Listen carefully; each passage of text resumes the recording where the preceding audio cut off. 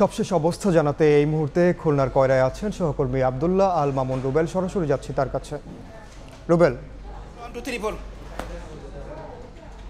কয়রা উপজেলায় ঘূর্ণিঝড় রেমালের পরে যে ক্ষতি হয়েছে সেই ক্ষতির পরিমাণ কিন্তু আসলে বেড়েই চলেছে।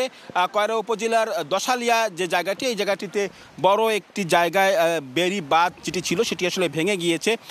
স্থানীয় মানুষ যারা রয়েছেন তারা আসলে চেষ্টা করছিলেন এই বেড়িবাঁধটি সংস্কারের জন্য। প্রায় 2 শতাধিক মানুষ, স্থানীয় মানুষ, তারা কিন্তু আজ ভোর 6টা থেকে মাটি ফেলে বিভিন্ন ধরনের বালু দিয়ে যে জায়গাটি ছবিতে দেখা যাচ্ছে সেই জায়গাটিতে কিন্তু আসলে পুনরায় নির্মাণ করার চেষ্টা করেছিলেন। তবে সেটি কিন্তু আসলে কিছুক্ষণ আগে পুনরায় আবারও ভেঙে গেছে। অর্থাৎ স্থানীয় মানুষের যে দুর্ভোগ, সারাদিনের যে কষ্ট, সেই কষ্ট কিন্তু আসলে লাঘব হয়নি। একটু বলে রাখি, আজ কিন্তু সকালে এই কয়রা এলাকায় স্থানীয় মানুষের দুর্ভোগ দেখতে এসেছিলেন দুর্যোগ প্রতিমন্ত্রী মহিবুর রহমান। তিনি আজ খুলনা কয়রার কপোতাক্ষ কলেজে আসেন এবং সেখানে স্থানীয় মানুষের সাথে কথা বলেন এবং সেখানে ত্রাণ বিতরণ করেন।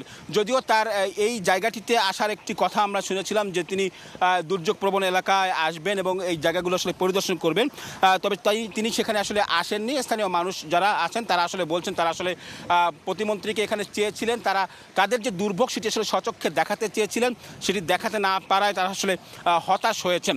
এখানকার মানুষজনের সাথে আমরা কথা বলেছি, এখানকার লোকজনের সাথে আমরা কথা বলছি, তারা আসলে বলছেন যে এই যে বেড়িবাঁধটি, এই বাঁধটি কিন্তু এখানে 1 বছর আগে সংস্কার করা হয়েছিল এবং সেই সংস্কারটি ছিল একেবারেই নামমাত্র সংস্কার। ফলে সামান্য যে ঝড় হয়েছে বা সামান্য জোয়ারে কিন্তু এটি একেবারেই বিলীন হয়ে গেছে এবং এই মুহূর্তে ছবিতে যেটা দেখা যাচ্ছে এখানকার মানুষ পরপর 2টি জায়গায় আজ ভোর 6টা থেকে মাটি ফেলে এবং বালু ফেলে যে জায়গাটি আসলে নির্মাণ করেছিলেন সেটি কিন্তু জোয়ারের চাপে পুনরায় ভেঙে গেছে।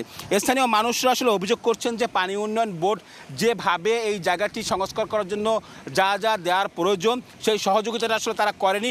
ফলে স্থানীয় মানুষের এই যে দিনভর কষ্ট, সেই কষ্ট কিন্তু আসলে মাটিতে পরিণত হচ্ছে, সেই কষ্ট আসলে মাটিতে পড়ে গেল।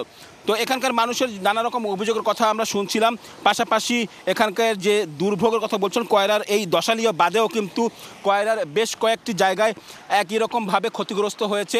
শুধু কয়রার এই জায়গাটি বাদে 20টি পয়েন্টে কয়রা এরকম প্লাবিত হয়েছে, এর পাশাপাশি পাইকগাছা সহ অন্যান্য জায়গায় ক্ষতিগ্রস্ত হয়েছে। তো আমার কাছে এই ছিল খুলনার কয়রা থেকে বেড়িবাঁধ ভাঙন সহ সবকিছু নিয়ে সবশেষ খবর। সরাসরি যুক্ত ছিলাম খুলনার কয়রায়।